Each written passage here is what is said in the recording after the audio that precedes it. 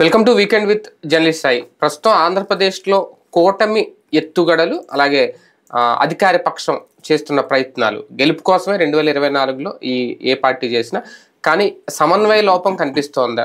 కూటమి అయితే కట్టేశారు కానీ మూడు పార్టీలు కలిసి వెళ్ళగలుగుతున్నాయా లేదా? ఉమ్మడి ప్రచార సభలు అయితే నిర్వహిస్తున్నా కానీ అక్కడ అధినేతలు మాత్రమే కలుస్తున్నారు, కింది స్థాయి నాయకులు కార్యకర్తలు కానీ కలవలేకపోతున్నారు. ఆ లోపం అయితే చాలా స్పష్టంగా కనిపిస్తోంది. జనసేనకు కొన్ని మైనస్లు కూడా ఎక్కువగా కనిపిస్తున్నాయి. పార్టీ నుంచి కీలక నాయకులు ఇప్పటి వరకు భుజాన జెండా మోసిన నేతలు ఎవరైతే ఉన్నారో వాళ్ళందరూ కూడా అధికార పక్షంలోకి వెళ్ళిపోతున్నారు. ఆ లాస్ని ఎలా కవర్ చేసుకుంటారు? మరోపక్క వాలంటీర్ ఇష్యూలో అనవసరంగా వేలుపెట్టి చేయి కాల్చుకుందా తెలుగుదేశం పార్టీ? దాని నుంచి బయటికి రావడానికి చేస్తున్న ప్రయత్నాలు ఎంతవరకు సక్సెస్ అవుతాయి? భారతీయ జనతా పార్టీ పెద్దలు ఇంకా ఏపీ మీద పూర్తిగా దృష్టి సారించినట్టు లేదు అన్నట్టుగానే ఉంది ప్రస్తుత పరిస్థితులు. ఏం జరగబోతోంది? వీటన్నిటి మీద చర్చించే ప్రయత్నం చేద్దాం వాళ్ళ వీకెండ్ విత్ జర్నలిస్ట్ సాయిలో.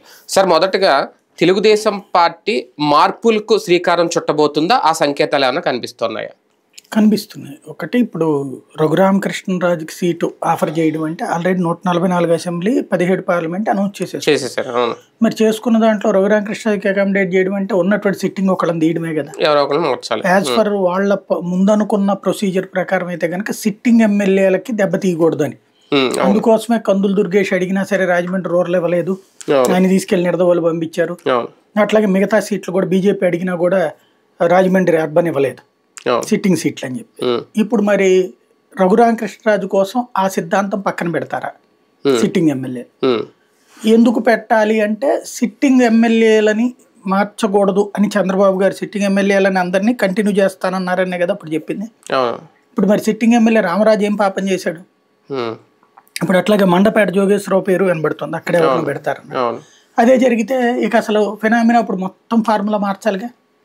ఇప్పుడు మొత్తం మిగతా చోట్లకు మరి సిట్టింగ్లకి ఎందుకు ఇవ్వాలి? మార్చేయచ్చు. అప్పుడు అవతల వాళ్ళు కోరుకున్నటువంటి విధంగా సీట్లు ఇస్తారా? ఇప్పుడు అక్కడికి వెళ్ళిపోతుంది ఇష్యూ. అంటే అసంతృప్తులను బుజ్జగించడానికేనా, లేదంటే నిజంగా ఐవీఆర్ఎస్ కాల్స్ లో వస్తున్న రిజల్ట్స్ ఆధారంగా ఆ అభ్యర్థి ఓడిపోతాడని తెలిసినప్పుడు ఎందుకు భరించాలి, సిట్టింగ్ అయితే ఏంటి ఆలోచన ఏమన్నా చేస్తుందా టీడీపీ? ఆ లెక్కనైతే రామరాజు ఓడిపోయే అవకాశం ఉండదు. ఐవీఆర్ఎస్ కాల్స్ లో ఖచ్చితంగా అతనికే వస్తుంది, లేకపోతే శివరామరాజుకి వస్తుంది. కానీ రఘురామకృష్ణరాజుకి రాదు కదా ఉండిలో. అసలు ఐవీఆర్ఎస్ కాల్ అనేటువంటిది మనం ఏమంటామంటే, ఒక మర్డర్ జరిగినటువంటి సందర్భంలో ఆ మర్డర్లకి సంబంధించి సర్కమ్స్టెన్షియల్ ఎవిడెన్స్ అంటారు. అంటే అక్కడ జరుగుతున్నటువంటి దానికి డైరెక్ట్ ఎవిడెన్స్ అవ్వదు. అది అక్కడ పరిస్థితుల రీత్యా చూస్తే ఆ టైములో ఆ ప్రాంతంలో ఈ వ్యక్తి ఉన్నాడు, సర్కమ్స్టెన్సెస్ లో ఉన్నాడు, అతనికి ఒక సౌండ్ వినిపించింది, ఆ సౌండ్ ఇదే అని ఒకదానికి ఒకటి లింకప్ చేసి చెప్పేందుకు సర్కమ్స్టెన్షియల్ ఎవిడెన్స్ అంట. ఇప్పుడు అట్లాంటి సర్కమ్స్టెన్షియల్ ఎవిడెన్స్ కోసం దాన్ని వాడుతున్నారు ఐవీఆర్ఎస్. వాస్తవంగా ఐవీఆర్ఎస్ లో ఎవడు ఫైనల్ చేస్తున్నాడు? ఇప్పుడు ఫర్ ఎగ్జాంపుల్ నాకు ఒక ఫోన్ కాల్ వచ్చిందండి, నేను తెలుగుదేశం కార్యకర్తని కాదు, తెలుగుదేశం అభిమాని కాదు, నేను ఇప్పుడు తెలుగుదేశం పార్టీకి సంబంధించి ఏ అభ్యర్థి ఉండాలో నేను డిసైడ్ చేసి నేను పెట్టాను అనుకోండి. ఇప్పుడు ఒక నెంబర్ కొడతాను ఫర్ ఎగ్జాంపుల్, కొట్టేసిన తర్వాత వాళ్ళకి ఓకే, రేపొద్దు నేనే ఓటేస్తాను వాళ్ళకి, నమ్మకం ఏమైనా ఉందా? లేదు. ఇది నెంబర్ 1. రెండవది, అందరికీ చేస్తున్నారు కదా. ఇప్పుడు బీజేపీ వాళ్ళు ఏం చేశారంటే వాళ్ళ పార్టీ తరఫున గ్రౌండ్ లెవెల్లో ఉన్నటువంటి వాళ్ళ కార్యకర్తలకే ఫోన్లు చేసి కనుక్కున్నారు. బీజేపీ అధినాయకత్వం తరఫున వాళ్ళకే ఐవీఆర్ఎస్ కాల్స్ చేశారు వాళ్ళు. అంటే వాళ్ళ కార్యకర్తలకి 2-3 పేర్లు ఇచ్చి వీళ్ళ ముగ్గురులో ఎవరు బెటర్ అన్నదే చేశారు వాళ్ళు. అది దాన్ని సఫిషియంట్. అలా కాకుండా వీళ్ళేంటి ఓపెన్ పబ్లిక్ ఐవీఆర్ఎస్ కాల్ చేస్తున్నారు. దీంట్లో ఉన్నటువంటిది ఎంతవరకు పోనీ ఆ రిపోర్ట్ ఏమైనా బయట పెడుతున్నారా? ఎవరినన్నా తీసేయాలనుకున్నప్పుడు, ఎవరికన్నా ఇవ్వాలనుకున్నప్పుడు మనం ఐవీఆర్ఎస్ సర్వేలో నీకు పోయింది వాళ్ళకి వచ్చిందని చెప్తున్నాం. అదో పెద్ద హంబక్ అనమాట. ఏది ఎలక్షన్ లో మ్యానిపులేషన్ ఎట్లాంటిదో ఇదో పెద్ద మ్యానిపులేషన్. ఇవ్వడానికి ఒక సపోర్టింగ్ కోసం ఎవిడెన్స్ చెప్పడం తప్పించి ఐవీఆర్ఎస్ లో నీకు కరెక్ట్ రాలేదయ్యా అంటే మరి అట్లా రానటువంటి, ఇప్పుడు ఎవరు విశాఖపట్నం శ్రీభారత్కి వచ్చిందా, లేకపోతే చంద్రబాబు నాయుడుకి వస్తుంది కుప్పంలో, బాలయ్యకి వస్తుంది ఒప్పుకుంటా, లోకేష్కి వస్తుంది ఒప్పుకుంటా, శ్రీభారత్కి అయితే రాదే ఆ లెక్కను చూసుకుంటే. మరి ఎట్లా ఇచ్చారు? అక్కడ దాంతో పోల్చుకుంటే బీజేపీకి ఇవ్వాలా తెలుగుదేశం చేయాలని అడగండి అక్కడ ఐవీఆర్ఎస్ సర్వే. బీజేపీకి అని వైజాగ్లో ఉన్నటువంటి వాళ్ళు 170 మంది చెప్తారు. కాబట్టి మరి ఎట్లా ఇచ్చారు అక్కడ? లేదు. దేవినేని ఉమాకి కాకుండా వసంత కృష్ణ ప్రసాద్కి ఏమని ఏ యాదవ్ చెప్తాడు ఐవీఆర్ఎస్ కాల్లో అక్కడ బేసిక్ గా. అందులో బయట నుంచి వస్తున్నటువంటి వ్యక్తికి తెలుగుదేశం తరపున అంటే ఎట్లా చెప్తారు? సరే గెలవడానికి అవకాశాలు ఉంటాయి, అది వేరు. బట్ పాయింట్ ఆఫ్ వ్యూ చూసుకున్నప్పుడు నువ్వు ఒకళ్ళని తీసేయాలనుకున్నటువంటి సందర్భంలో ఈ లెక్క చెప్తున్నారు. కానీ ముందు తెలుగుదేశం పార్టీ అభ్యర్థులను ప్రకటించేసుకుంది, తర్వాత వైసీపీ అభ్యర్థులను ప్రకటించింది. వైసీపీ అభ్యర్థులను ప్రకటించిన తర్వాత సినారియో మారుతుందా? అందుకని మళ్ళీ రెండోసారి సర్వే చేయించుకొని ఇప్పుడు లెక్కలు మారుతున్నాయి కాబట్టి మార్పులకు శ్రీకారం చుట్టింది. అట్లేం లేదు. ఇప్పుడు ఏంటంటే డబ్బులు లెక్కలు చూసుకుంటున్నారు. ఇప్పుడు ఏమైపోయిందంటే 2014లో వైఎస్ఆర్ కాంగ్రెస్ పార్టీ పరిస్థితి ఇప్పుడు వీళ్ళకి వచ్చింది. 2014లో వైఎస్ఆర్ కాంగ్రెస్ పార్టీ డబ్బులు తీయడానికి అవకాశాలు తగ్గిపోయినాయి. ఆ టైంలో పూర్తిగా తన అకౌంట్స్ అన్ని స్తంభించిపోయి ఉండటం, బయట నుంచి వచ్చినటువంటి డబ్బులు వచ్చినాయి కానీ తక్కువ వచ్చినాయి. క్యాష్ సమకూర్చగలిగింది 100 రూపాయలు అవసరమైన చోట 30 సమకూర్చగలిగాయి. సేమ్ టైం ఏంటంటే డబ్బు ఉన్నటువంటి వాళ్ళకి ఇచ్చారు ఇవ్వడానికి. వాళ్ళందరూ ఏంటి, నువ్వు ఎంత ఖర్చు పెడతావంటే నేను 20 పెడతాను, నేను 30 పెడతాను, నేను 40 పెడతానని చెప్పిన వాళ్ళు బిగిన్ అయిన తర్వాత ఎట్టా గెలిచేస్తాం, ఎందుకంటే ఆల్రెడీ అంతకుముందు జరిగిన 12 స్థానాలకు గాను 10 దాకా వీళ్ళే గెలుచుకున్నారు కదా, 9 దాకా మొత్తం 18 గాను 15 గెలుచుకున్నారు. 3 ఓడిపోయింది తెలంగాణలో. ఇక్కడ ఒకటి పోయినట్టుంది, ఇది సుభాష్ చంద్రబోస్ ఆ టైంలో 1, 2 పోయినట్టున్నాయి. మిగతా అక్కడ ఒకటి పోయింది, మొత్తం 15 గెలుచుకున్నారు అప్పుడు. కాబట్టి ఆ ధైర్యంతో మనకి యాడికి పోదులే అన్నటువంటి ఉద్దేశంతో డబ్బులు 15 కోట్ల రూపాయలు పెడతానన్నటువంటి 5 కోట్లు 10 కోట్లు పెట్టేసి ఆగిపోయారు. అది మైనస్ అయింది. అందుకని 2019లో ఏం చేశాడు జగన్మోహన్ రెడ్డి, తను ప్రతిపక్షంలోనే ఉన్నాడు అప్పుడు. అయినా సరే నా దగ్గర అభ్యర్థి కావాలనుకున్నావు, నువ్వు ఎంత పెడతానంటావో అమ్మేసి డబ్బులు తెచ్చి క్యాష్ పెట్టు అన్నాడు. క్యాష్ తీసుకొచ్చి ఇచ్చారు. అప్పుడు నువ్వెంత పెట్టగలవో చెప్పు, అందులో హైయెస్ట్ ఎవరు పెడతానంటారో వాళ్ళకి ఇచ్చారు. ఆ ఇచ్చేటటువంటి సందర్భంలో మిగతాది నేను చూసుకుంటాను అన్నట్టు పెట్టుకొచ్చాడు. అది సక్సెస్ అయింది.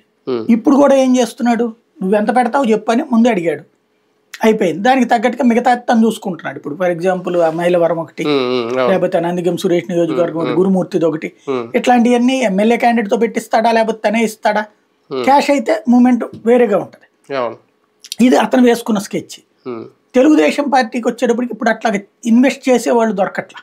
అందుకని ఉన్నటువంటి ధనవంతులైనటువంటి వాళ్ళనే పెట్టారు చాలా చోట్ల.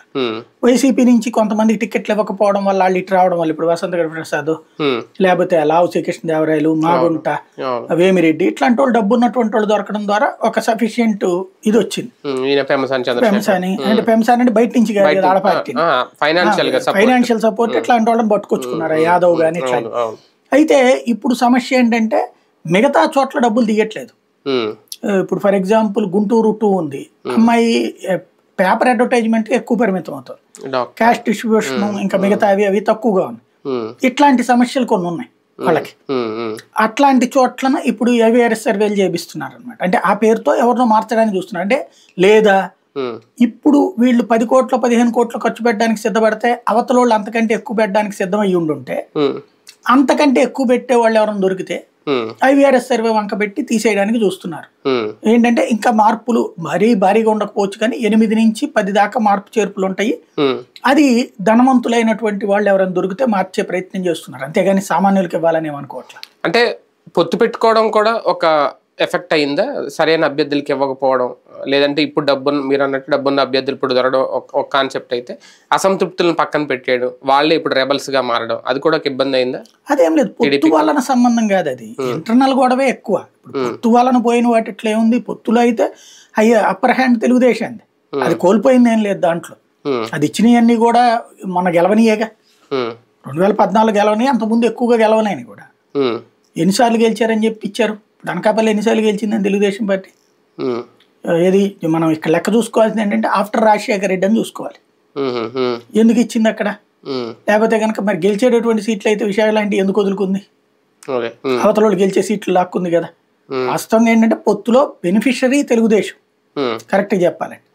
కానీ ఇక్కడ వాళ్ళ పార్టీలోనే ఇంటర్నల్ ఇష్యూనే సమస్య. ఇప్పుడు మార్పు చేర్పులు ఇప్పుడు రఘురామకృష్ణాదికి అకామిడేట్ చేయాలి కాబట్టి ఉన్న వాళ్ళని తీయాలి. అట్లాగే మిగతాది ఇప్పుడు కొన్ని చోట్ల డబ్బులు ఉన్నటువంటి వాళ్ళని ముందు అనుకుని పెట్టారు. రెండోది యాక్టివ్ గా తిరగలేకపోతున్నారు. అంటే కొత్త వాళ్ళు, కంప్లీట్ కొత్త వాళ్ళు యాక్టివ్ గా యాక్టివిటీ చేయలేకపోతున్నారు. ఇప్పుడు పెమ్మసాని చంద్రశేఖర్ లాంటి వాడు యాక్టివ్ గా తిరుగుతున్నాడు, బయట నుంచి వచ్చినా కూడా.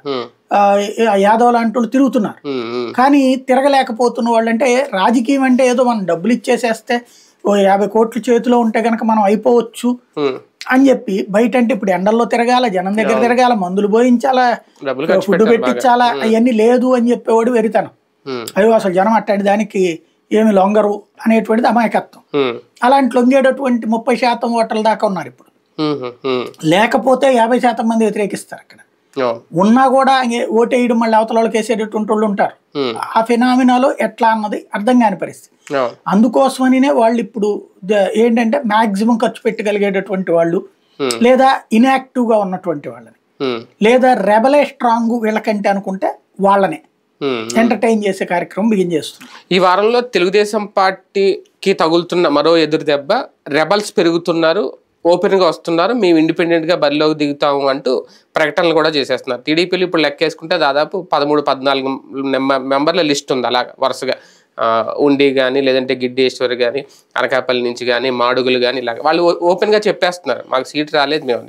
ఎక్కడ జరిగింది లోపం అంటే బొజ్జగించడంలో? మనం 27వ తారీఖు తర్వాత లెక్కేయాలి. అంటే నామినేషన్ ఉపసంహరణ గడువు ముగిశాక ఎంతమంది మిగులుతారు అన్నట్టు. నేను అనుకోవడం అయితే కనీసం 5 నుంచి 7-8 మంది అయితే ఉంటారు ఇండిపెండెంట్. అది బీజేపీ జనసేనల ప్లేస్ లో ఉంటారా, వీళ్ళ దాంట్లో కూడా ఉంటారా అనేది చూడాలి. బీజేపీ జనసేన ప్లేస్ లో కూడా ఉంటూ వీళ్ళ దాంట్లో కూడా ఉంటే గనక 10-12 దాటుతుంది. అంటే ముగ్గురు కలిపితే, ముగ్గురు పార్టీలు కలిపితే. ఓన్లీ తెలుగుదేశం అయితే గనక 7-8 దాకా ఉండొచ్చు. ఎందుకు అంటే ఇప్పుడు పొత్తు కారణంగా వాళ్ళకి కడుపు రగిలిపోతుంది. పొత్తు లేనప్పుడు మేము ఖర్చు పెట్టాము, ఓడిపోయాము. ఇప్పుడు పొత్తు వచ్చిన తర్వాత వేరే వాళ్ళకి సీట్ ఇచ్చి మమ్మల్ని నష్టపరిచారు అన్నటువంటి కసి రేగుతుంది. ఇంకోటి, ఇది 10 ఏళ్ల బంధం అని చెప్పడం కూడా పెద్ద సమస్య అయిపోయింది. 10 ఏళ్ల పాటు ఈ పొత్తులు ఎట్లుంటాయి అని చెప్పేటప్పటికి పవన్ కళ్యాణ్ ఇవాళ రోజున ఎవరు గెలుస్తారు, నెక్స్ట్ టర్మ్ కూడా వాళ్లే అవుతారు. 10 ఏళ్ల తర్వాత ఎవడు రాజు ఎవడు రెడ్డి బేసిక్ గా అసలు ఆ తర్వాత రాజకీయ కెరీర్ ఉంటదా? 10 ఏళ్ళు లైమ్ లైట్ లో నుంచి పక్క వెళ్ళిపోయిన పట్టించుకుంటారా?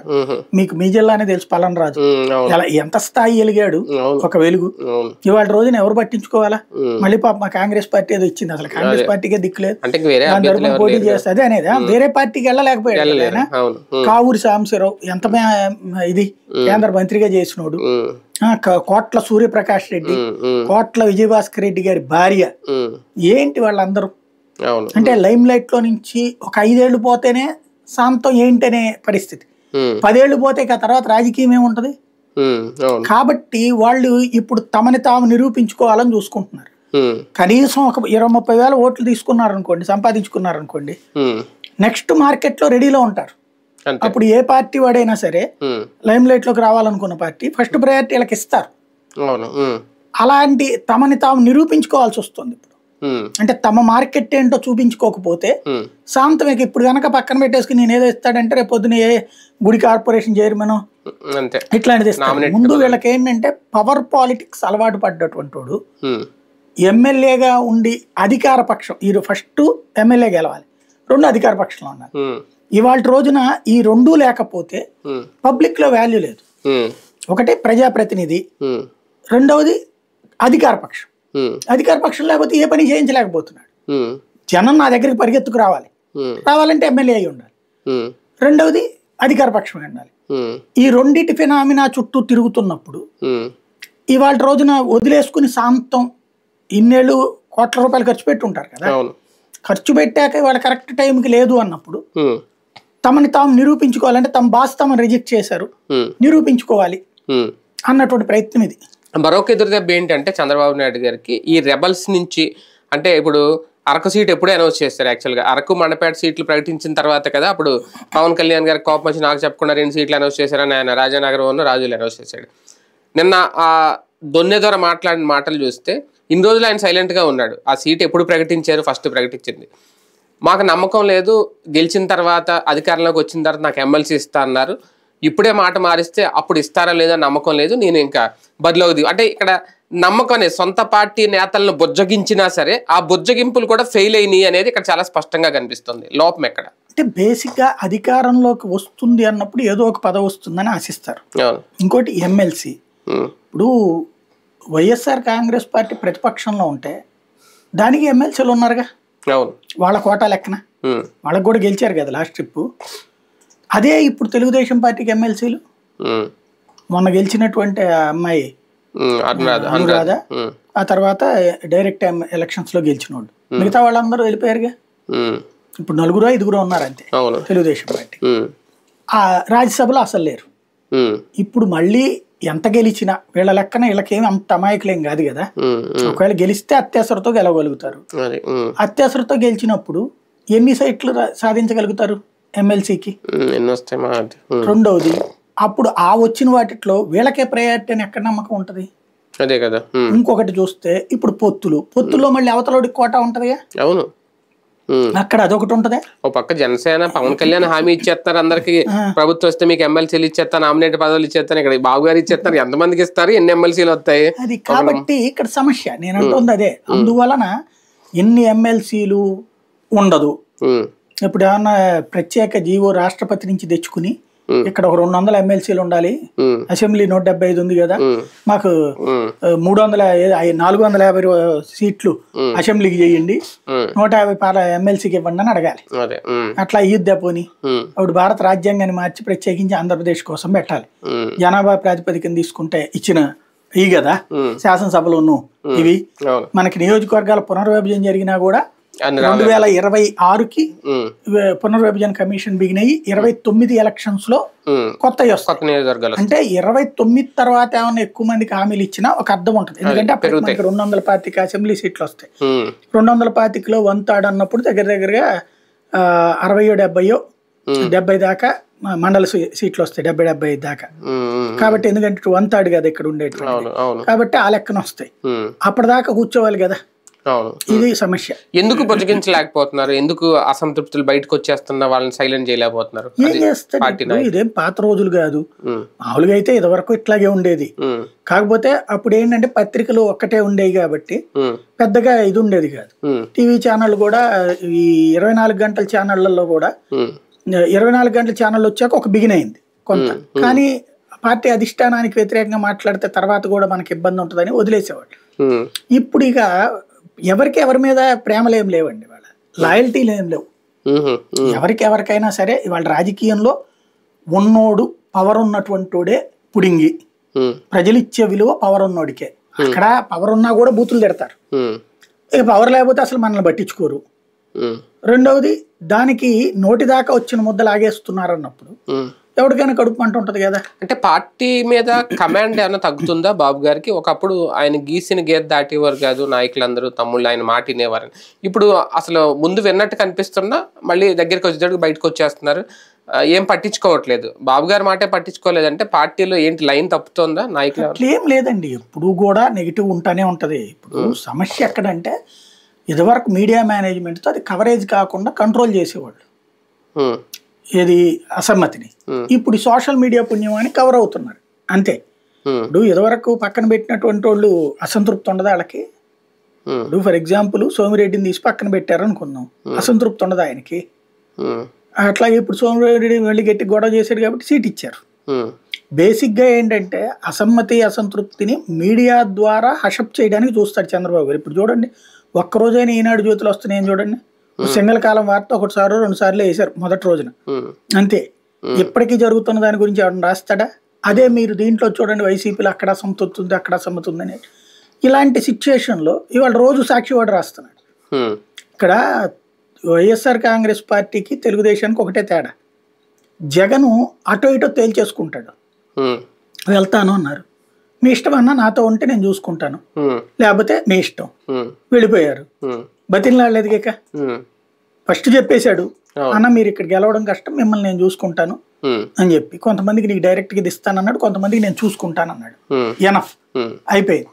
లేదు నా ఫ్యూచర్ నేనంటే ఓకే, నువ్వు ఎక్కడ ఉన్నా బాగుండాలన్న పో అన్నాడు, అయిపోయింది.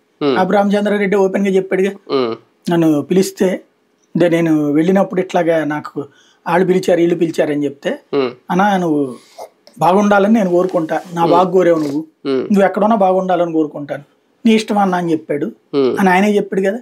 ఇప్పుడు ఆయన బయటికి వెళ్ళి ఎక్కడ బాగున్నాడు? బేసిక్గా అతను తను డైరెక్ట్గా ఆ రూట్లో చెప్పేస్తాడు. ఈయనేంటి ముందు ఒక ఇది ఉంటుంది ప్యానల్ టైప్లో, వీడు ఫస్ట్ ఆయన తరపుని చెప్తారు.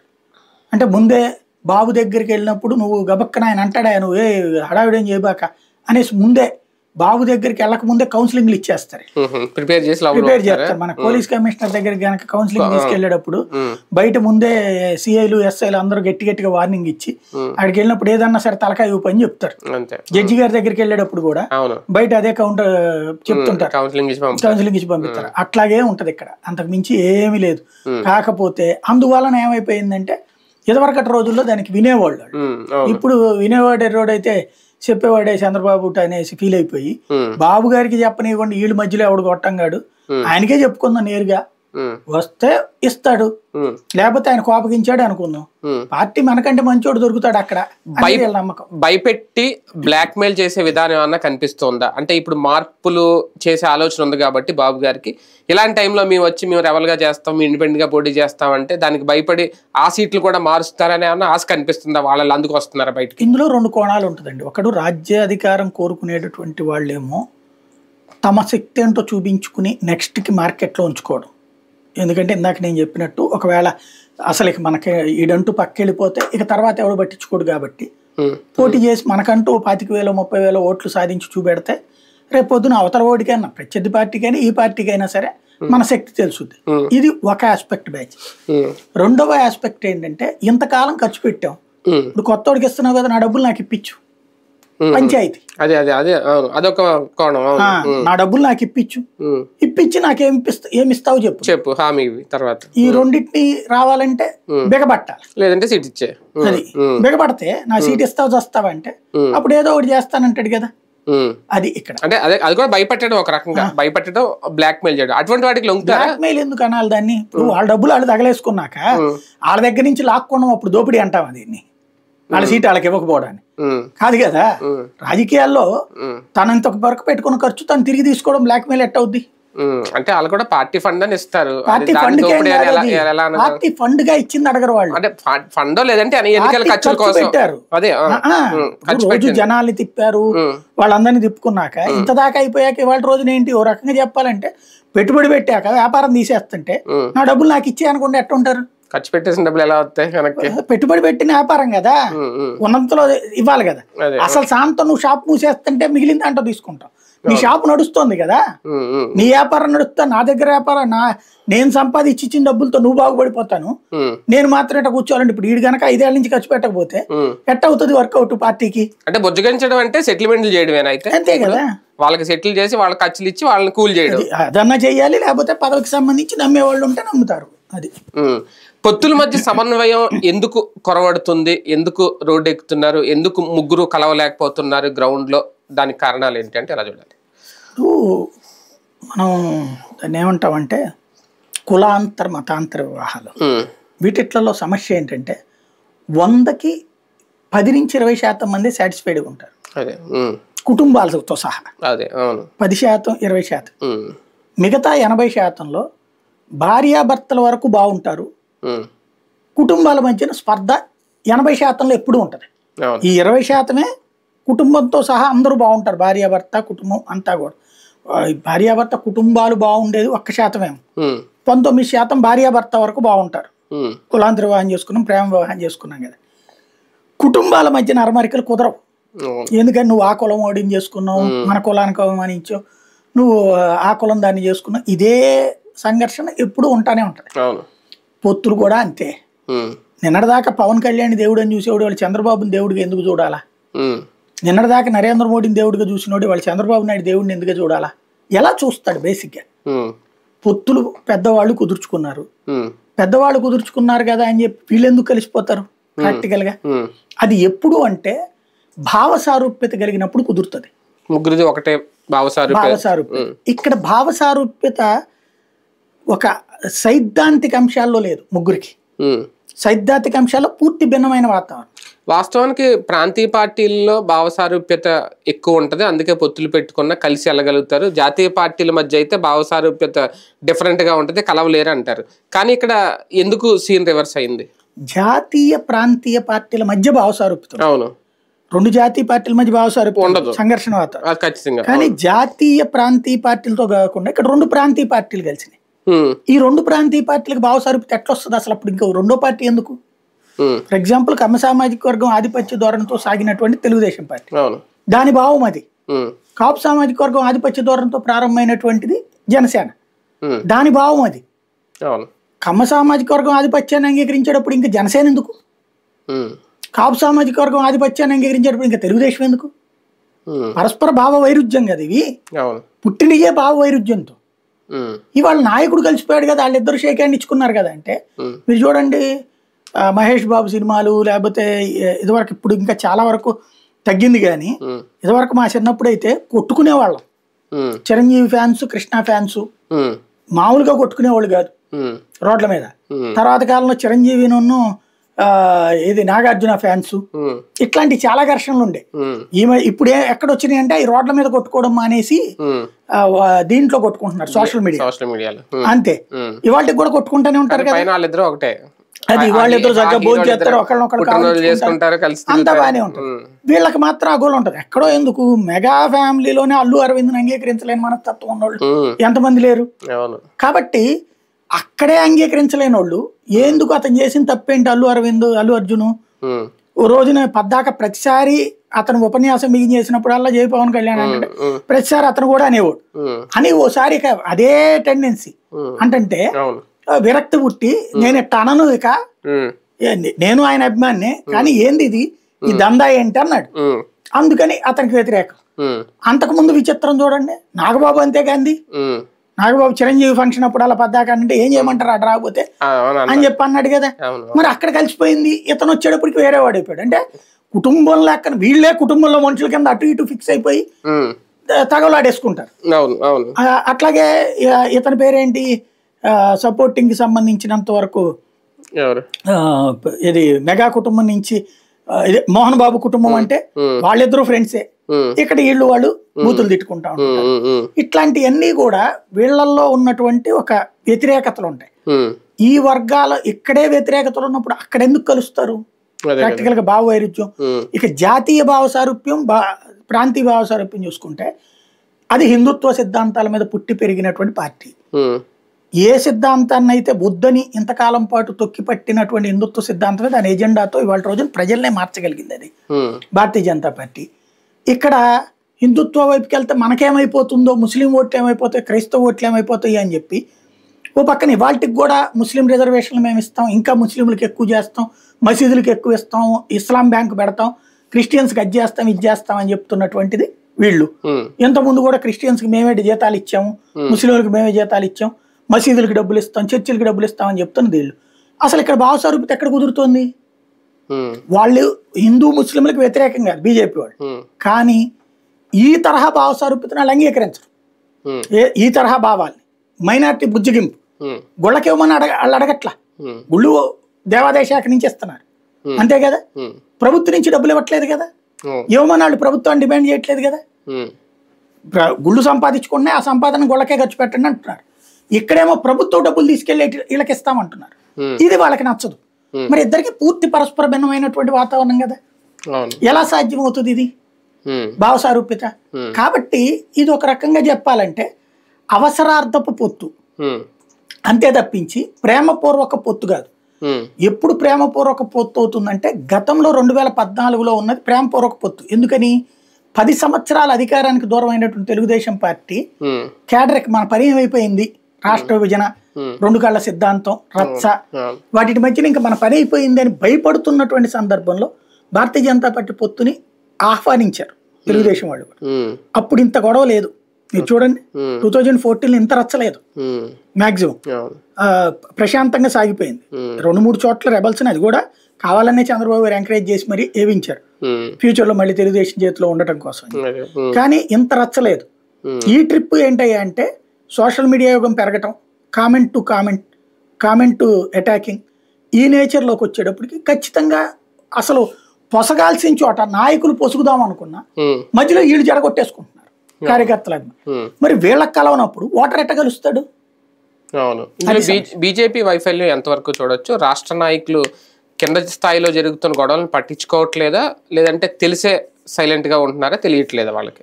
మీకు ఇది ఎట్లాగే చెప్పాలంటే మీరు జెమినీలో చూసారు, ఇక్కడ లోకల్ గా ఒక ఆలోచన ఉంటుంది, పైన నాయకత్వానికి ఒక ఇది ఉంటుంది. వాళ్ళు చెప్పిన రూట్లో మనం పని చేస్తున్నప్పుడు ఇక్కడ నువ్వు వాళ్ళతో నేను మాట్లాడతాను నువ్వు ఇది చేసే అంటారు. ఇక్కడ చేయడం మిగిలిన చేశాక వాళ్ళు మేము ఇట్లా చెప్తే ఎందుకు చేసామంటారు. ఇప్పుడు ఇక్కడ పరిస్థితి అది. రాష్ట్ర నాయకత్వానికి ఏం సంబంధం లేదు. ఇక్కడ ఫిక్స్ చేసిన సీట్లన్నీ జాతీయ నాయకత్వమే. చంద్రబాబు దగ్గరకు వచ్చి కూర్చుని మాట్లాడిన జాతీయ నాయకత్వమే.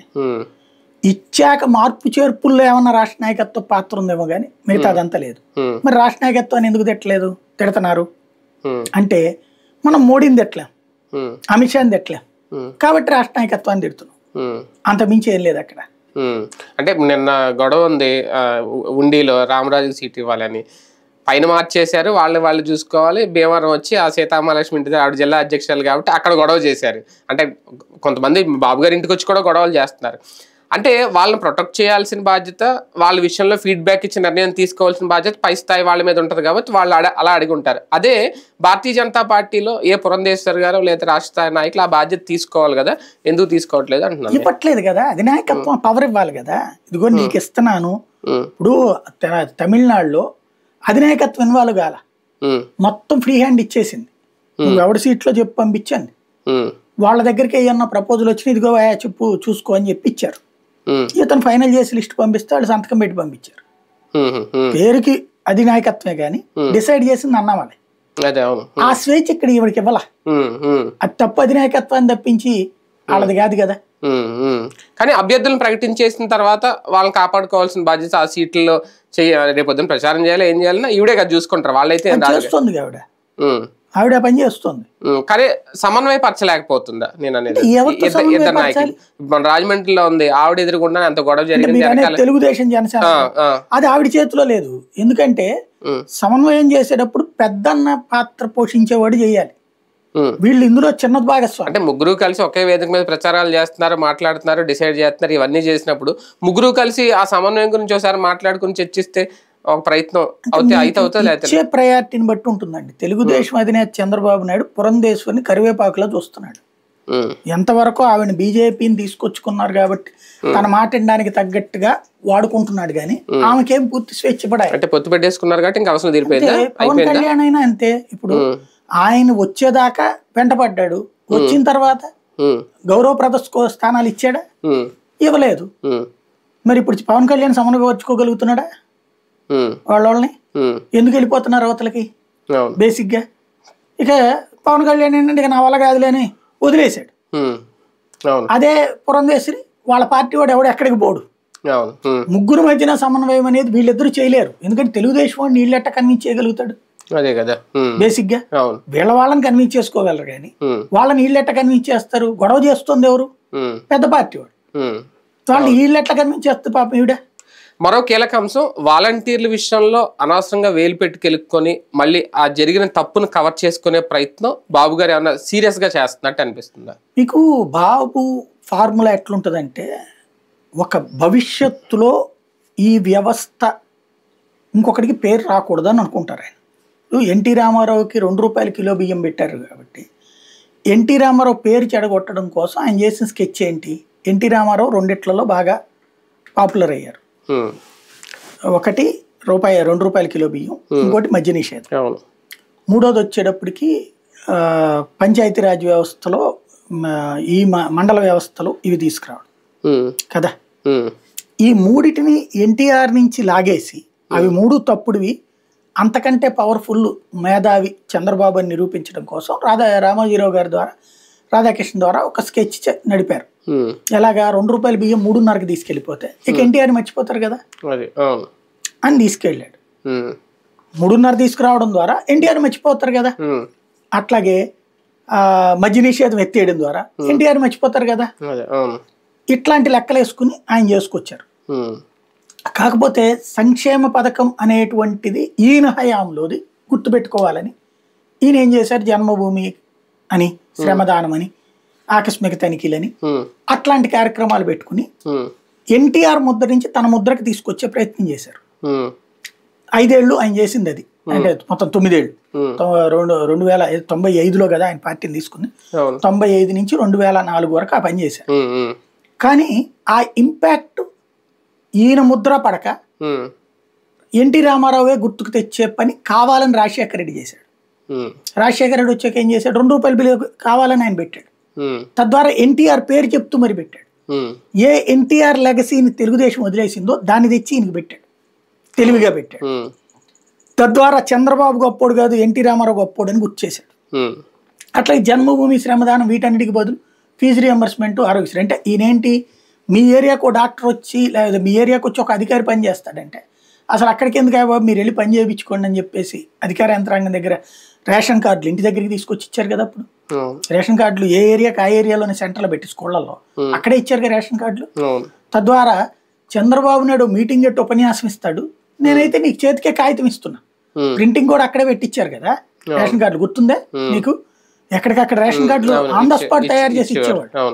అట్లాంటిది దాంట్లో కనీసం ఇంటికి వచ్చి వెరిఫికేషన్ ఇట్లాంటి వ్యవస్థ కూడా లేదు. అప్పుడు ఎంఆర్ఓలు ఇచ్చి వెరిఫై చేయడం ఇదంతా కూడా, మీరు వెళ్ళి మీ ఆదాయం ఎంత, అది 15,000, రైట్, నీ వైట్ రేషన్ కార్డు ఇచ్చే తీసుకో అంతే. నాకు బాగా గుర్తు, ఎందుకంటే నేను ఆ రోజున ఎంత వస్తుంది నాకు జీతం, ₹10,000 TV9లో ఉన్నాను, ₹10,000 వస్తుంది నెలకి, ఏడాదికి ₹1,20,000 కదా, ₹40,000 లోపు వాళ్ళకి వైట్ రేషన్ కార్డు.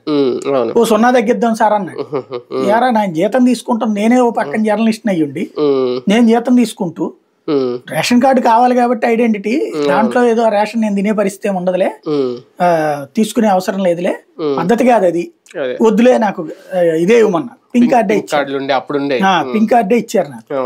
అది కూడా ఏదో పంచదార ఇస్తారు 1 కిలో అన్నారు, అది కూడా కొన్ని రోజులు పోతే అది కూడా పోయింది, అసలు ఇంకా ఏం లేదు, ఉట్టి ఐడెంటిటీ కార్డు కింద పనికొచ్చింది. అట్లాంటి స్టేజిలో నడిచినటువంటిది ఇది. అట్లాగే ఇప్పుడు వచ్చేటప్పటికి ఏ ఇష్యూనైనా సరే మర్చిపోవాలి అన్నటువంటి ప్రయత్నం చంద్రబాబు చేస్తూ ఉంటారు. మర్చిపోతారా లేదా జనం అన్నటువంటి దాని మీద ఫ్యూచర్ ఆధారపడి ఉంది. ఇవాళ రోజున చంద్రబాబు ఏది రాజశేఖర రెడ్డి హయాము ఆపలేకపోయారు, ఇప్పుడు జగన్మోహన్ రెడ్డి ఆపలేకపోతున్నారు. ఇవాళ జగన్మోహన్ రెడ్డి చెప్పినటువంటి ఇది ఆ రోజున ఫీజు రియంబర్స్మెంట్, అదే రోజున ఆరోగ్యశ్రీ ఇప్పటికి కంటిన్యూ చేశాడు కదా, ఆయన ఉచిత విద్యుత్ కంటిన్యూ చేశాడు కదా. అదే చంద్రబాబు జన్మభూమి ఎవడు కంటిన్యూ చేయాల, చంద్రబాబు శ్రమదానం ఎవడు కంటిన్యూ చేయాల, చంద్రబాబు చెప్పినటువంటి శ్రమ ఇదేది ఆకస్మిక తనిఖీలు ఎవడు కంటిన్యూ చేయాల. ఆ 3 చంద్రబాబుకి అసెట్, అది ఎవడు కంటిన్యూ చేయాల తర్వాత. అదే సందర్భంలో ఈ ఫార్ములా ఇప్పుడు జగన్ వచ్చిన తర్వాత నవరత్నాలనే కదా ఇప్పుడు పేరు మార్చి ఈయన పెడుతోంది, అమ్మఒడి లేకపోతే ఆయన బుడ్డి, ఇది వీళ్ళు ఉపన్యాసానికి బాగుంది కానీ అమ్మఒడికి పేరు మార్చినే కదా వీళ్ళు చెప్తున్నటువంటి వ్యవహారం. తర్వాత ఇంకా కొత్తగా ఏంటి, కాంగ్రెస్ పార్టీ వాళ్ళు చెప్పినటువంటి ఆ మహాలక్ష్మి ఇవి వాటిట్లో కాపీ. తెలుగుదేశం అన్న ఎజెండా ఏది ఉంది అక్కడ, అన్ని కాపీలు అయ్యాం.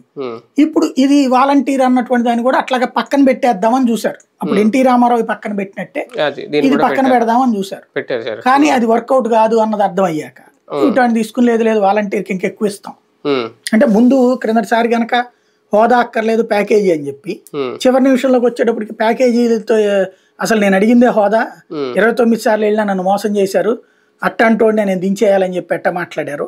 ఇప్పుడు అంతే, వాలంటీర్ల వల్ల రాష్ట్ర నాశనం అయిపోయేది. ఇదివరకు కొంతవరకు అయినా కలిసి వస్తుందా ఆ వాలంటీర్ యూటర్న్ రాజకీయం టీడీపీకి? అంటే ఇప్పుడు అదొక్కదాంతో కనెక్ట్ కాదనేది వాళ్ళకి తెలుసు. ఇప్పుడు ఏంటంటే జగన్ మీద విపరీతమైన ద్వేషం పెంచే ప్రయత్నం social media, print media, electronic media వీటి ద్వారా చేస్తున్నారు. మౌత్ పబ్లిసిటీ, ఇవి విపరీతమైన ద్వేషం. ఓ రకంగా ఏదో ఒళ్ళంతా చిరాకు పడిపోయేటంతటి పరిస్థితి క్రియేట్ చేయాలని చూస్తున్నారు తలుచుకుంటే. అందులో ఒకటి సక్సెస్ అయ్యారు. ఆంధ్రప్రదేశ్ చరిత్రలో సంక్షేమ పథకాలు అందుకునే కుటుంబాలే జనసేనలో ఉన్న ప్రతి ఒక్కరి కుటుంబం నాకు తెలిసి. జనసేనలో ఉన్న 98% మంది కుర్రోళ్ళు వాళ్ళ ఇళ్లలో వాళ్ళ అమ్మో నానో ఖచ్చితంగా ప్రభుత్వ పథకాలు అందుకుంటున్నాడు. అలాగా అందుకుంటున్న వాడిలో కృతజ్ఞతని తుంచి ఇటుకి మార్చగలిగారు. ఎట్లాగా జగన్కి ద్వేషం అంటే అట్లా మార్చగలిగారు కదా, డబ్బులు ఇస్తేనే ఎవడబ్బా సొత్తిస్తున్నాడు అని మార్చగలిగారు కదా. అట్లాంటి ద్వేషాన్ని మిగతా ప్రజల్లో కూడా తీసుకురావాలి.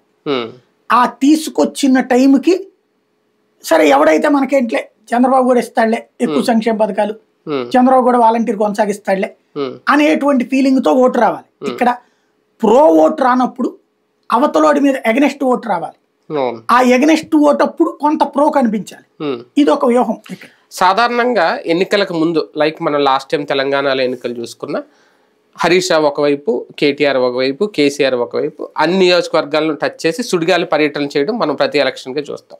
ఒక డిఫరెంట్ కాన్సెప్ట్తో వచ్చారు జగన్మోహన్ రెడ్డి గారు. మేమంతా సిద్ధం అని చెప్పి ఒక పార్లమెంట్ నియోజకవర్గంలో అక్కడ ఉన్న ఒకేసారి ఒక మీటింగ్ పెట్టడం, 4-5 తీసుకొచ్చి అక్కడ అదే వేదిక మీద పరిచయం చేశాడు. ఇది ఒక అంటే వాటితో కంపేర్ చేసుకుంటే కొత్తగానే ఉంది. అలాగని టైం లేదా అంటే టైం అయితే ఉంది, ఒక రకంగా ఎలక్షన్ వెనక్కి వెళ్ళడం కూడా. ఏంటి ఈ కొత్త రకం అంటే ఆలోచన? ఒక రకంగా ఈ మేమంతా సిద్ధంతో ఒక భారీ మైలేజ్ తెచ్చుకుంటున్నారా జగన్? కాంగ్రెస్ పార్టీకి substantial party YSR Congress party. Congress నుంచి పుట్టిందే కదా అది. కాంగ్రెస్ ఫార్ములానే ఫాలో అవుతుంది. మీ కాంగ్రెస్ పార్టీలో 10 మంది తిరుగుతున్నారా ఇప్పుడు తెలంగాణలో? రేవంత్ రెడ్డే కదా, మిగతా నాయకులందరూ తిరగట్లేదు కదా. పైన స్థాయిలో రాహుల్ గాంధీనే కదా, ఇంకెవరు లేదు కదా. ఇక్కడ కూడా ఈయన అంతే. ఇంతవరకు రాహుల్ గాంధీ వాళ్ళ అమ్మ చెల్లి తిరిగారు, ఇప్పుడు తిరగట్లేదు వాళ్ళు. ఇక్కడ కూడా వీళ్ళ అమ్మ చెల్లి తిరిగారు, తిరగట్లేదు ఇప్పుడు. అది అంటే కుటుంబ వ్యవస్థ అన్నటువంటి దాన్ని మొన్న కేసీఆర్ కి దెబ్బ కొట్టింది. మొన్న ఏంటి ప్రచారం అంతా చేసింది హరీష్ రావు, కేసీఆర్, కేటీఆర్. చూస్తే ఇదేంది కుటుంబ పార్టీ ఇది అనేటువంటి జనంలో కాంగ్రెస్ తీసుకెళ్ళగలిగింది. అట్లాంటిది ఇంపాక్ట్ పనికి వచ్చింది. ఇక్కడ కూడా కుటుంబం వద్దన్నే 2019లో పక్కన పెట్టింది. చెల్లి ఎంత గొడవ చేస్తున్నా ఇబ్బంది ఎందుకు, బాబాయ్ చేస్తున్నా ఇబ్బంది ఎందుకు, అక్కడ వెంటనే అంటారు రవీంద్రనాథ్ రెడ్డికి ఇచ్చాడు కదా వాళ్ళకనేది. రవీంద్రనాథ్ రెడ్డి అనేది మేనమామ అవుతాడు. అట్లాంటి సుట్టరికం వేరు. సొంత ఇంట్లో నుంచి కాదు కదా, సొంత ఇంట్లో ఉన్న చెల్లికి ఇవ్వలేదు, తల్లికి ఇవ్వలేదు, బాబాయ్కి ఇవ్వలేదు, ఎవరికి ఇవ్వకుండా పక్కన పెట్టాడు. అంటే బాబాయ్ కంటే చనిపోయాడు అనుకోండి మొన్నటిసారి, ఇవన్నీ చెప్పేశాడు కదా. పెద్దవాళ్ళ దాంట్లో కొడుకులు అవినాష్కి ఇచ్చుకొచ్చాడు. అవి 2 కుటుంబమే అవుతాయి అంటాం, కానీ ఈ సన్నిహిత కుటుంబం అవ్వదు కదా. ఇప్పుడు ఆ లెక్కనైతే తెలుగుదేశం పార్టీలో బాలకృష్ణ, లోకేష్, భరత్ ఇట్లాంటి లెక్కల్లోకి కుటుంబం అంటారా? అనరు కదా. అక్కడ కుటుంబం అంటే బాబు లోకేష్ వరకే వస్తుంది, మిగతా అది బంధుత్వం. అంతేనా? ఆ స్థాయి నాయకులు లేక జగన్ తర్వాత ఇంక వేరే నాయకుడు కనబడకూడదు అని కూడా ఒక ఆలోచన ఉంది ఆయనకి. బేసిక్ గా ప్రాంతీయ పార్టీల్లో వ్యక్తి సెంట్రిక్ గానే నడుస్తుంది. ఇప్పుడు మీకు దేవగౌడ కొడుకు అంతే కదా, చంద్రబాబు కొడుకు అంతే కదా, జగన్మోహన్ రెడ్డి అంతే కొడుకు లేడు కదా ఇప్పుడు. అంటే ఫ్యూచర్ లో ఇప్పుడు మేబీ పులివెందుల వరకు వాళ్ళు ఆవిడ తిరుగుతుందట. అదే అవును, అంతవరకు. అంటే తీసుకురావాలంటే తీసుకురావచ్చు, ఒక పెద్దిరెడ్డి రామచంద్ర నాయుడు గారిని ఒక పక్కన తిప్పొచ్చు, విజయసాయి రెడ్డిని ఒక పక్కన తిప్పొచ్చు, నాయకుని తయారు చేయొచ్చు, కానీ ఆ ఆలోచన ఏం కనిపించట్లేదు జగన్. ప్రాంతీయ పార్టీల్లో యాక్సెప్టబుల్ కాదండి. ఇప్పుడు ఇంకొకరిని తమతో సమానంగా చూపెట్టడానికి కుదరదు, ఒప్పుకోలేరు. అంటే ఇప్పుడు మొన్న వాళ్ళతో పాటు కాంగ్రెస్ లో కూడా బట్టి విక్రమార్క పక్క తిరిగారు, రేవంత్ రెడ్డి అంటే ఎన్నికల ముందు నేను చెప్పేది తిరిగారు. ఇక్కడ ఆ ఛాన్స్ ఆ స్కోప్ ఇవ్వట్లేదు ఈయన. అదే ఆలోచన. రేవంతే శాసనం ఎట్లా అని అడిగారు కాబట్టి బట్టి విక్రమార్కని తిరగమని చెప్పింది అధిష్టానం. ఇక్కడ ప్రాంతీయ పార్టీ కదా, ఇవాళ ఎందుకు తిప్పట్లేదు మళ్ళీ అదే కాంగ్రెస్ పార్టీ? రేవంత్ ఒక్కడు ఎందుకు తిరుగుతున్నాడు, బట్టి విక్రమార్కని ఎందుకు తిప్పట్లా? అంతే ఉండేది. మామూలు స్వార్థమే, ఎవరి నాయకత్వం వాళ్ళదే. చంద్రబాబు నాయుడు ఆయన కాకుండా అచ్చెన్నాయుడిని తిప్పడము, అచ్చెన్నాయుడితో ర్యాలీలు, లేకపోతే వీళ్ళతో చేపిస్తారు. వాళ్ళు ఏమిటంటే 2 కారణాలు ఉంటాయి ఇక్కడ. కాస్ట్ ఒకటి, రెండోది వాళ్ళకున్న ఇన్ఫ్లుయెన్స్ ఒకటి. పెద్దిరెడ్డి రామచంద్రారెడ్డి వస్తున్నాడని జనాలు ఎగబడి వస్తారా, లేదా గురుమూర్తి వచ్చాడని వస్తారా? రారు కదా. బేసిక్ గా అది జాతీయ పార్టీలో ఏంటంటే పెద్ద నాయకుడు వస్తున్నాడు, మా పెద్ద నాయకుడు వస్తున్నాడు అని చెప్పుకు తిరుగుతారు. కేంద్ర మంత్రి వస్తున్నాడు, మా కేంద్ర మంత్రి వస్తున్నాడు. ఇక్కడ జగన్ తర్వాత అంతటోడు వస్తున్నాడు, జగన్ తర్వాత అంతటోడు వస్తున్నాడు అన్నారు అనుకోండి, ఆడెప్పుడు అంతటోడు ఎడరా అని ఇక్కడ వాళ్ళే తిడతారు. వైసీపీ మేనిఫెస్టో ఎందుకు ఆలస్యం చేస్తున్నారు అంటే ఉగాదికి విడుదల చేస్తారని అలాగని అఫీషియల్ ప్రకటన నేను అన్నగానే ఒక అయితే వచ్చిన టాక్, అది పక్కకి వెళ్ళిపోయింది. అంటే టైం కూడా దగ్గరికి వచ్చేస్తుంది. ఏంటి ఆలోచన? మేబీ ఎలక్షన్ నోటిఫికేషన్ అయ్యాక అనౌన్స్ చేస్తారేమో. ఎందుకు అంటే సర్ప్రైజ్ గా ఉండాలని ఒక కోణం అయ్యి ఉండొచ్చు. రెండోది ఇప్పుడు వీళ్ళు ఇస్తున్న హామీలు చూశాక ఇంకేమేమి ఇస్తారో కూడా చూసి అయ్యి ఉండొచ్చు. ఎందుకంటే ఇప్పుడు పెన్షన్ 4,000, దివ్యాంగులకు 6,000, 50 ఏళ్ళకి బీసీలకు పెన్షన్, ఇవన్నీ చెప్పుకొచ్చారు కదా. దాంతో పాటుగా దాన్ని ఏమంటారు, మహిళలకి ఏదో ఇస్తామని చెప్పేసి 1,500. ఇవన్నిటికి సంబంధించి జగన్ లెక్కేసుకోవాలి, ఏది ఇవ్వగలరు ఏది ఇవ్వలేడు అవన్నీ కూడా. అవన్నీ చూసుకున్నాక ఇచ్చేటటువంటి ప్రయత్నం ఏదో చేస్తారనుకుంటా. ఒక రకంగా జనసేనకి పోతిన్ మహేష్ లాంటి సీనియర్ నాయకులు బయటకు వెళ్ళడం ఎంతవరకు నష్టం? ఇప్పుడున్న పరిస్థితుల్లో లాభ నష్టాలు అంచనా వేయట్లేదా పవన్? ఇప్పుడు జనసేన వ్యక్తి సెంట్రిక్ పార్టీ అండి. వితౌట్ పవన్ కళ్యాణ్ అసలు వీళ్ళని కౌంట్ వేయాల్సిందేం లేదు. అంతేనా? లోకల్గా పవన్ కళ్యాణ్ అభిమానులని అకామిడేట్ చేసేవాళ్ళు వీళ్ళు అంతే.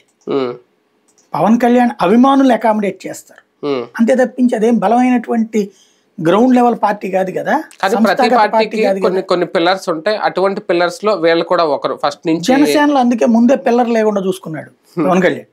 ఎక్కడ ఏ పిల్లరు లేదు, ఓన్లీ పవన్ సెంట్రిక్ గానే రాజకీయం నడిపాడు ఆయన. గతంలో కూడా ఇట్లాగా ప్రజారాజ్యం టైంలో పరకాల బయటికి వెళ్ళి వాళ్ళు వెళ్ళి వీళ్ళు వెళ్ళి పరువు తీశారు కాబట్టి ఇతను ముందు నుంచి కూడా ఓన్లీ తను ఎక్సెప్ట్ పవన్ కళ్యాణ్. నాదెళ్ల మనోహర్ కూడా నా దృష్టిలో కౌంట్ కాదు. ఓన్లీ పవన్ కళ్యాణ్ ఏంటంటే కమ్మ సామాజిక వర్గాన్ని కూడా ఓన్ చేసుకోవడం కోసం, ఇదిగో కమ్మ కాపు కాంబినేషన్ అని చూపించుకోవడం కోసం మాత్రమే అతను పెడతాడు. వాస్తవంగా నాదెళ్ల మనోహర్ స్వతంత్ర నిర్ణయం తీసుకుంటాడు ఒక్కటంటే ఒక్క నిర్ణయం ఆయన పవన్ కళ్యాణ్ ఒప్పించాడని నేను ఇంతవరకు అనుకోను. ఒక్కటే ఒప్పించి ఉంటాడు ఆయన సీట్ ఆయనకి, తెనాలి సీటు. అది తప్పించి ఇంకేమి నాదెళ్ల మనోహర్కి ఆయన చేసింది ఏం లేదు. ఆ నియోజకవర్గంలో ప్రచారం కూడా జరగలేదు కాబట్టి బేసిక్ గా పవన్ కళ్యాణ్ తనేంటంటే ఒక తరహా మెంటాలిటీ, తన సెంట్రిక్ రాజకీయమే కోరుకుంటాడు, తన సెంట్రిక్ గానే కోరుకుంటాడు. ఆయనకి ఎంతసేపటికి ఎవడో చెప్పినటువంటిది, మరి ఆయన పుస్తకాలు చదవడం వల్ల వచ్చిందో లేకపోతే ఎవడో చెప్పినట్టు ఎమర్జెన్సీ టైంలో మొత్తం లేచి అవతల పడిపోయింది, అట్లాగే మొన్న జగన్కి వచ్చినట్టు రావాలి నీకని ఎవడో చెప్పాడు. కాబట్టి నేను అవతలని ద్వేషిస్తే కనుక నాకు అట్లాగా వరుస పెట్టి వచ్చి పడతాయి అని ఇంతకాలం అనుకున్నాడు. అవ్వదని తెలిసాక చంద్రబాబు పేరు చెప్పుకుంటూ వస్తాయని చంద్రబాబుతో తిరుగుతున్నారు. ఇక అట్లాంటప్పుడు గ్రౌండ్ లెవెల్లో పార్టీని ఆయనే పటిష్టం. కానీ కొన్ని క్యాలిక్యులేషన్స్ ఉన్నాయి కదా పవన్ కళ్యాణ్ గారికి. అంటే పొత్తు పెట్టుకోక ముందు వరకు చూసుకుంటే 12% ఓట్ బ్యాంక్ ఉంది, స్థానిక సంస్థల దగ్గర నుంచి 3% నుంచి 6% నుంచి 9 నుంచి 12 వరకు మాకు పెరిగింది, 22 వరకు లెక్కలు చెప్పుకున్నది. ఇప్పుడు ఒక పోతిరి మహేషో లేదంటే ఒక మాజీ మేయర్ సరోజో ఇలాగ బీసీ నాయకుల్ని దూరం పెడుతున్నారు, ఓన్లీ కాపుల్నే దగ్గర చేర్చుకుంటున్నారు అనే ప్రచారం వీళ్ళ బయటకు వచ్చాడు. ఇది ఆ పర్సంటేజ్ లాస్ అవుదా రేపొద్దున్న? అది కొంచెం నష్టం కాదా? అంటే మీకు ఒకసారి అబ్జర్వ్ చేస్తే నేను చాలాసార్లు చెప్పా, వాళ్ళని మనం మొట్టమొదటి నుంచి జనసేన ఎంకరేజ్ చేసినోడు నేను. సరిగ్గా చెప్పాలంటే ఇన్ఫ్లుయెన్సర్స్ లో సీరియస్ గా పెట్టాను. ఎందుకు అంటే ఆల్టర్నేటివ్ కావాలని నేను ప్రయత్నించాను. ఎప్పుడైతే ఆయనలో యాటిట్యూడ్ లోనే చేంజ్, సరే పోయింది సక్సెస్ అవుతారులే మళ్ళీ అనుకుంటే, తెలుగుదేశంతో పొత్తు వల్ల కూడా నేను అనుకోవట్లేదు విభేదించలా. నేను తన పైన స్టేజ్ మీద కూర్చోపెట్టుకునే తీరు తప్పు అన్న ఫస్ట్ నుంచి చెప్తొచ్చా. నేను స్టేజ్ మీద నాదెళ్ల మనోహరు ఈయన తప్పించి రాపాకని కూర్చోబెట్టుకుని నువ్వు సిట్టింగ్ ఎమ్మెల్యే అది పక్కన పెట్టుకోకపోవడం తప్పు. ఆ తర్వాత కూడా ఇవాళకి కూడా చూస్తే మూడో వ్యక్తి నాగబాబు వస్తాడు కానీ ఎవరు ఉంటారు ఇంకా? అంటే నువ్వు ఆ సామాజిక వర్గాలు తప్పించి ఇంకొకళ్ళని అసలు ఎక్కడో ఎందుకండి? తెలుగుదేశంలో అచ్చెన్నాయుడు, అయ్యన్న పాత్రుడు, ఒక కళా వెంకటరావు, ఒక గంటా శ్రీనివాసరావు, ఒక చినరాజప్ప, ఒక నిమ్మల రామానాయుడు, ఇన్ని కులాలు కనబడతారు. ఆనంద్ బాబు, జవహర్. వైఎస్ఆర్ కాంగ్రెస్ పార్టీలో చూస్తే మాణిక్య వరప్రసాద్, లేకపోతే కనుక సుచరిత, వనిత, ఇట్లా ఎస్సీ ఎస్టీల నుంచి కనబడతారు. అట్లాగే బీసీల దాంట్లో నుంచి ఈయన ఉంటాడు కదా, చెన్నుబోయిన వేణుగోపాలకృష్ణ దగ్గర నుంచి చూసుకుంటే అనేక మంది బీసీ నాయకులు కనబడతారు. దాంట్లో కాపుల్లో అయితే అసలు పూర్తిగా డామినేషనే, మాట్లాడేదంతా ఆడావిడి కాపులే. ఒక అంబటి రాంబాబు దగ్గర నుంచి బొత్స సత్యనారాయణ దగ్గర నుంచి, బొత్స సత్యనారాయణ మళ్ళీ బీసీ కూడా వస్తాడు కదా. ఇన్ని రకాలు ఉన్నాయి. అసలు జనసేనలో ఎక్సెప్ట్ ఈయన పేరు లేదు, ఇంకెవరున్నారు? నాదెళ్ల మనోహరు కాకుండా అధికార ప్రతినిధుల్లో పాప మా చిన్న జతక అమ్మాయిలు తప్పించి మెయిన్ స్ట్రీమ్లకు ఎవరిని పంపిస్తారు? బొలిశెట్టి సత్యనారాయణ, శివశంకరు, అంతే. మరి ఇంకా ఏ సామాజిక వర్గం వాళ్ళు ఎదిగినట్టు ఇక్కడ? బేసిక్ గా మీకు ఈవెన్ తెలుగుదేశంలో కూడా వాళ్ళు అధికార ప్రతినిధుల్లో పట్టాభీలు, లేకపోతే వీళ్ళు విజయ్ కుమార్లు, ఇట్లాంటి వాళ్ళని ఎంకరేజ్ చేస్తారు. కానీ పాపం తెనాలి అతను ఉంటాడు ముస్లిం కుర్రోడు, లేకపోతే గనక తిరుపతి సప్తగిరి ప్రసాద్, వీళ్ళందరూ సప్తగిరి ప్రసాద్ పిహెచ్డి చేసినాడు. ఏమన్నా వస్తున్నాయా అవకాశాలు? అంటే బేసిక్ గా అక్కడ ఒక డామినేటెడ్ సర్కిల్. ఇక్కడ నాయకుడు అనేటువంటి వాడు చంద్రబాబు ఏంటంటే పక్కన కూర్చునేటప్పుడు ఫోటోలు అన్న నలుగురిని పక్కన పెట్టుకున్నాడు అనుకోవాలి. ఈయన కూడా ఏదన్నా సభ దగ్గర పెట్టుకునేటప్పుడు అన్న ప్రతి సభ దగ్గర అట్లా ఉండాలని అనుకోవట్లా. అంటే తన పక్కన అంత సమాన స్థాయి కింద చూడట్లేదు. అది చూడనప్పుడు ఎలాగ వర్కౌట్ అవుతుంది?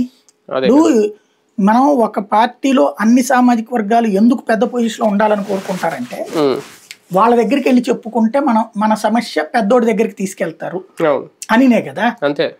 అలాంటి అవకాశం లేనప్పుడు ఎట్లా వర్కౌట్ అవుతుంది? ప్రాక్టికల్ గా. ప్రాంతీయ పార్టీలో ఉండి సావది చాయిస్ కష్టం. అది మరీ ఎక్స్ట్రీమ్ లెవెల్. జగన్మోహన్ రెడ్డి దగ్గరికి వెళ్ళడానికి కష్టం అంటే అతను పిలిచినా మాట్లాడతాడు. ఈయన అసలు మాట్లాడంటే ఎలాగుంటది? మాట్లాడతాను అయినా కూడా ఏం ఇచ్చేసాం చూస్తాను నేను అంటే ఏంటి? ఇప్పుడు కొన్ని చంద్రబాబు అయితే రేపు పొద్దున అధికారంలోకి వస్తాడు, ఏదో ఇస్తాడు అనుకో. ఈయనేంటి చంద్రబాబు అధికారంలోకి వస్తే ఆయన ఎన్ని ఇవ్వాలి ఈయనకి, ఈయన అందులో ఎన్ని ఇవ్వాలి వీళ్ళకి బేసిక్ గా. అవును. ఫైనల్ గా భారతీయ జనతా పార్టీ అంటే సరిగ్గా ఈ రోజుకి 4 రోజులు ఉంది ఎన్నికల తేదీ, కరెక్ట్ గా 13. బీజేపీ పెద్దలు ఇంకా పూర్తి స్థాయిలో దృష్టి పెట్టలేదా, లేదంటే ఇంకా సమయం ఉందా ఆంధ్రప్రదేశ్కి రావడానికి, ప్రచారం చేయడానికి? ఇక్కడ జరుగుతున్న గొడవలు ఇవన్నీ నేపథ్యంలో వెనక్కి వెళ్తున్నాయా? ఇది మొదటి ఫేజ్ లో ఎన్నికలు జరుగుంటే తిరిగేసేవాళ్ళు 4-5 సార్లు 19వ తారీఖు కాబట్టి. కానీ ఇది వచ్చే నెల 13 అయ్యేటప్పటికి ఈ లోపు 2-3 దశలు కూడా ఉన్నాయి. ముందు అవి తిరగాలి కదా, 4వ దశ కాబట్టి ఆ టైంలో తిరుగుతారు మేబీ. ఆ 4 రోజుల్లో ఫుల్ గా తిరిగి ఇక్కడ జరుగుతున్న అల్లర్లు, సమావేశాలు జరుగుతున్న గొడవలు వీటి మీద ఏమన్నా వాళ్ళు దృష్టి పెట్టలేదా, లేదంటే అవసరం లేదా? పట్టుకున్నారు కానీ అది భారీ స్థాయిలో కసరత్తు చేసే అంత సీన్ లేదు ఇక్కడ. ఎందుకంటే వాళ్ళకు ఉన్నటువంటి దేశంలో బోలెడన్ని ఉన్నాయి వాళ్ళకి ఇష్యూస్. మహారాష్ట్ర, పంజాబ్, ఒరిస్సా ఇట్లాంటివన్నీ చూసుకోవాలి, బెంగాల్ లాంటి చోట్ల ఉండే ఇష్యూస్ చూసుకోవాలి, ఈశాన్య రాష్ట్రాల సమస్యలు చూసుకోవాలి. ఇవన్నిటి వదిలేస్తే ఇక్కడికి వస్తే ఏం ఉరుగుతుంది ఇక్కడ వాళ్ళకి? అంటే జాతీయ స్థాయి నాయకులు ఎవరికి వచ్చి బాబు గారిని పురంధేశ్వర్ గారిని అక్కడ జరుగుతున్న నియోజకవర్గాలు వాళ్ళని పిలిచి ఒక మీటింగ్ లాంటిది ఏదో పెట్టి కూల్ చేస్తే ప్రయత్నం ఎందుకు చేయట్లేదు? ఏముంటుంది అందులో చేయడానికి? ఇప్పుడు బాబుకి ఎవడన్నా చెప్తే ఇనే మనిషి? బాబు మారాలి, కలుపుకెళ్ళడం. అంటే మొన్నటి వరకు అంటే ఓకే, ఇప్పుడు పొత్తులో ఉన్నారు కాబట్టి సమస్యలు ఏమైనా ఉంటే ఇక్కడే పరిష్కరించుకోవాలి. ఇప్పుడు మధుకర్జీ ఉంటాడు, తర్వాత ఒక 2 ఇన్ఛార్జీలు వేశారు, వాళ్ళు చూడాల్సిందే తప్పించి వాళ్ళని చంద్రబాబు పట్టించుకోడు. ఇన్ఛార్జీలతో చంద్రబాబు కూర్చున్నాడు ఏం చూడండి. అదే అమిత్ షా వస్తే ఇంట్లో భోజనం పెడతాడు ఆయన, తిప్పుతాడండి చంద్రబాబు గారు. మిగతా వాళ్ళందరూ బచ్చాగాళ్ళ చూస్తాడు. వెంకయ్య నాయుడికైనా ఎంత వాల్యూ ఇచ్చేవాడు ఆయన, ఇవాళ మాట్లాడతారు కానీ అంతే ఉండేది. ఆయన పెద్ద తలకాయ. ఆయనకి ఏంటంటే నా కాళ్ళతో పరిచయం, ఇప్పుడు పవన్ కళ్యాణ్ లానే ఉంటది, నా కాళ్ళతో పరిచయం కాబట్టి ఇక్కడ వాళ్ళని పట్టించుకోడు ఆయన. అదే టైప్. అంటే ఈ కొట్లాట్లు కూడా ఏమైనా కలిసి వస్తాయి అనుకుంటున్నారా బాబు గారు? అందుకే సైలెంట్ గా ఉన్నారు. ఏం కలిసి వస్తాయని అంటే వీళ్ళ కొట్టుకోవడం, ఫైనల్ గా టీడీపీ బీజేపీ నాయకులు కొట్టుకోవడం, మెల్ల వేసిన కండువాలు తీసేసుకోవడం, మా బాబు గారు ఫోటో వేయలేదని చెప్పి ఫ్లెక్సీలు చింపాడు, ఈ గొడవలన్నీ ఫైనల్ గా మాకే కలిసి వస్తాయని కామ్ కోరుకోండి. తెలుగుదేశం వాళ్ళకి అది తృప్తి కదా, అదే అంటున్నాను, వాళ్ళ మానసిక సంతృప్తి పరచడం అంతే. అంతే తప్ప కొట్టుకున్న వాళ్ళని అలా వదిలేడు, ఇంకా వాళ్ళ మీద ఇంకా కూల్ చేసే ప్రయత్నాలు ఏం జరగదు, ఏం చర్యలు కూడా తీసుకోరు, చర్యలు కూడా ఉండవు. రైట్, చూద్దాం. మొత్తానికి ఎన్నికలు దగ్గర పడే సమయంలో ఈ సమన్వయ లోపాలు కానీ, లేదంటే 2 పార్టీల మధ్య 3 పార్టీల మధ్య జరుగుతున్న వివాదాలు, లేదంటే భేదాభిప్రాయాలు, వీటిని సద్దుమణిగించే ప్రయత్నం చేస్తారా, లేదంటే ఇలాగే చూస్తూ వదిలేస్తారా? ఒక పక్క వైసీపీ అయితే జగన్మోహన్ రెడ్డి గారు దూసుకెళ్ళిపోతున్నారు ప్రచారంలో, మేమంతా సిద్ధం యాత్రతో, దాంతో సరిసమానంగా ప్రజాగణన వెళ్ళగలుగుతుందా లేదా, కూటమి టఫ్ పోటీ ఇవ్వగలుగుతుందా లేదా, ఇంకా మరికొన్ని రోజుల్లో చూడాలి. ఇది వాటి వీకెండ్ విత్ జర్నలిస్ట్ సాయి.